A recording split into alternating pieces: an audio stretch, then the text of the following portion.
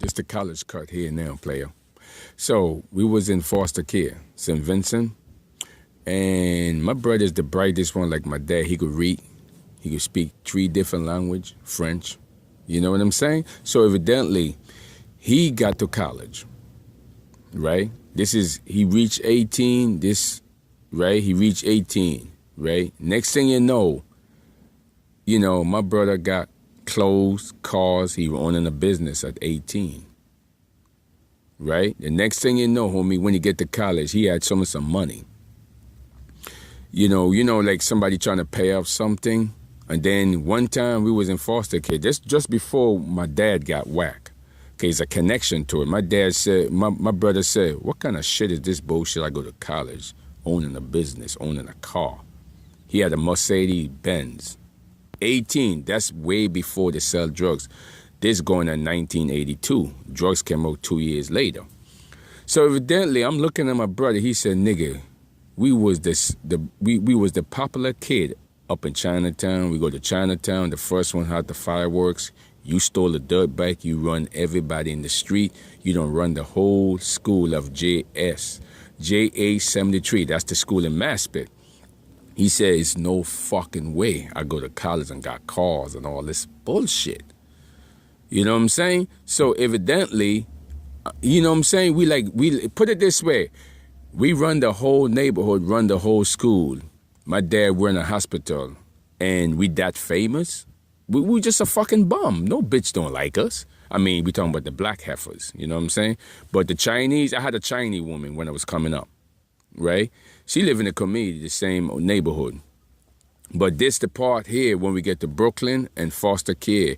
See, we don't left the neighborhood in 1973. We got to Brooklyn in 1975 and Prosper, right? We had an altercation. My dad got a job. That's when he started working at the hospital in Franklin. So at that point, my brother, I'm 17, my brother is 18. He attend college. I forgot. I think it was St. John. Yes, St. John College. And we in foster care. So now my brother went to college. He got a car. My brother got a business. My brother got cash. My brother got clothes.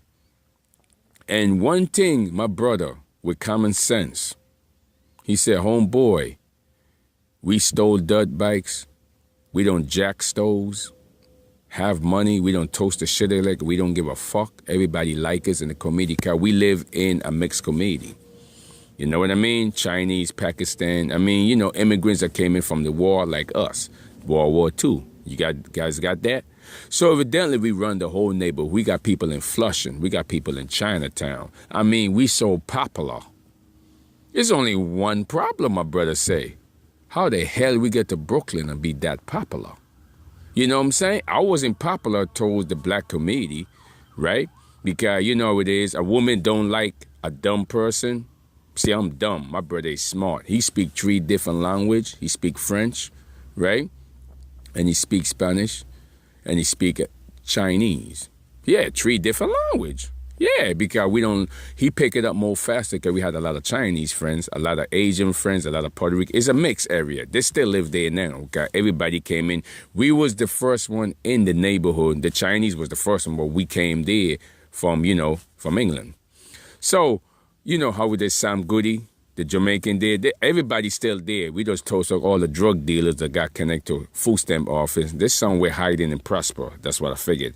Because my name came up. They're running records. Like I say, a clean woman. So evidently, he going to college in St. John. And at that point, we living in Hillside. Hillside used to run by the Jamaican. But we never live in Hillside. We live in a 7 train line. Maspeth is just across. We own, basically, we don't take off all the dirt bike. We the first one got the firecracker. I'm the first one running around with the Chinese, the Pakistan. I never run around. I never fuck a Caribbean broad, never in my lifetime. And I never fuck a black American till, I got older at that point, right? So mostly I'm running with the Asian chick. The Pakistan, I'm only 9 years old. A bum dresser, right? Just bum. Me and my brother, we got on there, we got on the block, everybody waving to us, like, yo, these are the niggas. It ain't the criteria, the niggas, it never got to our head. Popularity is When you get popularity at young and you move to a black neighborhood, then you got clothes popularity, but people don't understand it's just clothes, basically. You're going to get used overweight. A black woman going to use you. You see, what happened to my brother, we was popular. I was the most popular one because I control everybody. From Flushing, Woodside, Astoria Pool, Chinatown, the fireworks, I know everybody. It's like you would have came up with my name and they know your ass. They were like, you know Chris. Everybody know the nigga, right? It's like it don't make a difference what part you is, right? Okay, it's like the principal, Mrs. Gatton, is a little Jew. Principal, Mrs. Gatton, he was from JSA 73, the school I run. It's predominantly white. You know, Maspeth is predominantly white, but those are European, though. Rucane, Bangor. You know, Rucane, basically, right? So I run the whole school. So evidently, right, Mrs. Gatton was the principal, you know, Gatton. Right? He's a well-known Jew principal. He seen me about 2008 when he still remembered me as a little kid because he always liked how I run the whole school, right? I'm like the type of person you're popular. But it never got to my head, right?